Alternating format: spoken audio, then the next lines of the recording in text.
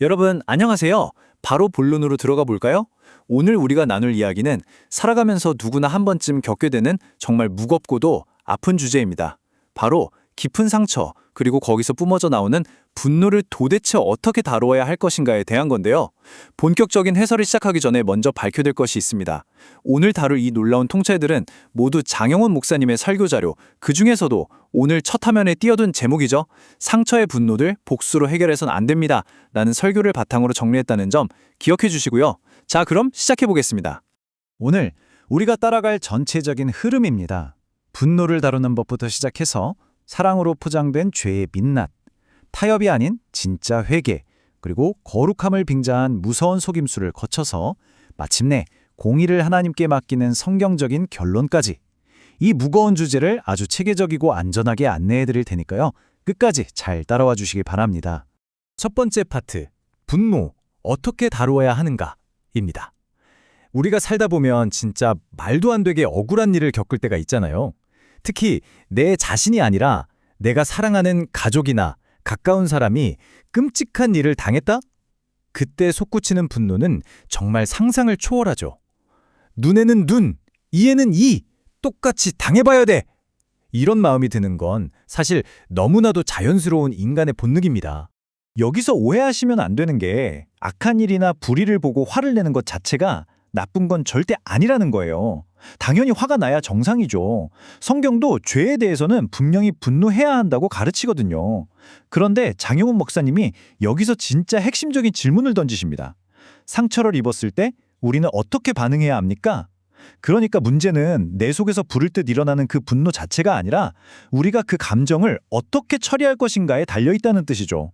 설교 원고를 보면 이 부분을 정말 기가 막히게 대조해 놓으셨는데요. 분노를 하나님의 공의 앞으로 그대로 들고 나아가면 그건 기도가 됩니다. 하나님께 모든 심판을 맡겨버리는 거죠. 하지만 반대로 그 분노를 끝까지 내 손에 꽉 쥐고 있으면 그건 복수가 되어버립니다. 복수가 뭘까요? 그냥 안갚음이 아니라 사실상 내가 직접 하나님의 자리에 올라가서 내 마음대로 심판자가 되겠다는 엄청나게 파괴적인 욕망인 거예요. 결국 우리는 내 상처가 기도가 될 것이냐 아니면 복수가 될 것이냐, 그 갈림길에 서게 된다는 겁니다. 자, 그럼 이 개념이 실제 상황에서 어떻게 나타나는지 볼까요?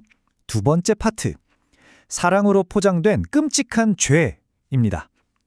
성경 창세기 34장에 보면 아주 무겁고 충격적인 사건이 하나 등장하는데요.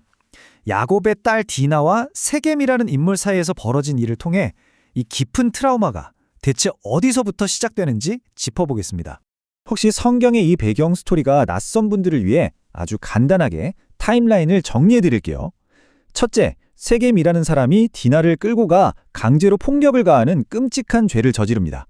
둘째, 그래놓고는 마음이 끌린다며 뒤늦게 사람을 운운하고 결혼시켜달라고 요구하죠. 셋째, 이 참담한 소식을 들은 디나의 오빠들, 즉 야곱의 아들들은 당연히 피가 거꾸로 솟는 엄청난 분노에 휩싸이게 됩니다. 사랑하는 누이가 그런 일을 당했으니 오빠들의 그 걷잡을 수 없는 분노는 너무나도 이해가 가는 대목이죠.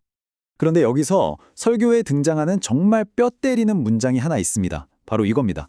사랑은 폭력으로 시작되지 않습니다. 세겜은 자기가 끔찍한 짓을 저질러 놓고 내 마음은 진심이다, 책임지겠다면서 그 상황을 사랑이라는 이름으로 덮어보려고 했어요. 세상에선 가끔 이런 논리가 통할 때도 있죠. 하지만 설교는 아주 단호하게 선을 긋습니다. 일이 다 벌어진 뒤에 하는 그 어떤 달콤한 사랑 고백도 애초에 저지른 폭력적인 죄를 결코 지워주거나 정당화할 수 없다는 겁니다. 세겜의 한 행동은 상대방에 대한 존중 없이 자기 욕망만 채운 철저한 폭력일 뿐입니다. 성경 고린도전서 13장에서 말하는 진짜 사랑이 뭔지 아시죠? 무례히 행하지 아니하며. 진짜 사랑은 절대 무례하지 않아요. 세상 사람들은 가끔 큰 잘못을 해놓고도 너무 좋아해서 그랬다며 감정으로 핑계를 대지만 하나님 앞에서 죄는 죄일 뿐입니다. 감정으로 포장할 수 있는 게 아니라 철저하게 죄로 다루어져야만 한다는 거죠. 그렇다면 이런 끔찍한 상처와 죄악 앞에서 사람들은 보통 어떻게 잘못된 반응을 보일까요? 세 번째 파트, 타협이 아닌 회개가 필요합니다에서 그 첫 번째 인간적인 실수를 확인해 보겠습니다. 바로 깊은 아픔을 그냥 현실적인 거래로 적당히 무마하려는 태도입니다. 세겜과 그의 아버지 하몰이 야곱의 가족에게 어떤 제안을 하냐면요. 우리 서로 통혼하자. 같이 섞여 살면서 땅도 사고 팔고 비즈니스도 하자. 겉으로만 들으면 어떠신가요? 과거는 묻어두고 서로 윈윈하며 잘 지내보자는 아주 이성적이고 평화로운 해결책 같잖아요? 근데 이 제안에는 정말 결정적인 게 쏙 빠져 있습니다. 자기가 저지른 끔찍한 죄에 대한 인정, 뼈저린 회개, 진심 어린 사과, 그리고 무엇보다 평생을 안고 가야 할 피해자의 고통을 돌보는 태도는 단 하나도 찾아볼 수가 없습니다. 장 목사님은 이 옛날 이야기를 지금 우리 삶에 아주 예리하게 적용하십니다. 죄는 조건으로 해결되지 않습니다. 죄는 하나님 앞에서 회개로 다루어야 합니다. 맞습니다.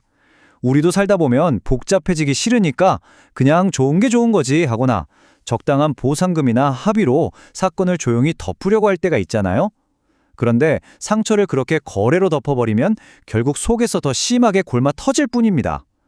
진짜 은혜, 온전한 회복은 상처를 대충 봉합하는 게 아니라 십자가 빛 아래로 남김없이 가져가서 바르게 회개하는 데서부터 시작되는 거예요. 자, 적당히 덮으려는 게 문제였다면 이번엔 정반대의 경우를 볼까요?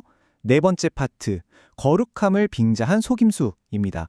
타협이 안 되니까 내 손으로 아주 철저하게, 잔인하게 안갚음을 해버리겠다는 태도인데요. 자기 누이가 험한 일을 당했으니 야곱의 아들들이 분노하는 건 당연하다 말씀드렸죠. 하지만 그들이 분노를 표출한 방식은 결코 하나님의 뜻이 아니었어요. 그들은 세겜 족속에게 가서 너희도 우리처럼 할례를 받으면 결혼을 허락할게 라고 속입니다. 여러분, 할례가 뭡니까? 이건 하나님의 백성이라는 가장 거룩하고 순결한 언약의 표시잖아요.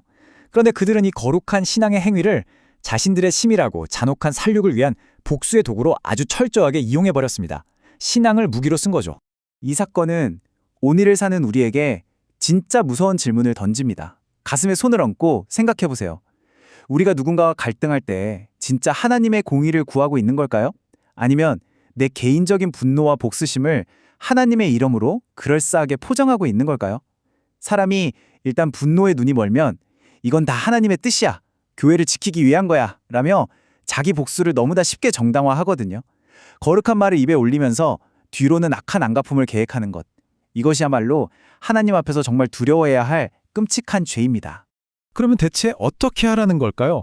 덮어두는 것도 안 돼. 내 손으로 직접 복수하는 것도 안 돼. 그럼 이 펄펄 끓는 분노와 찢어지는 상처를 어떻게 감당해야 하죠?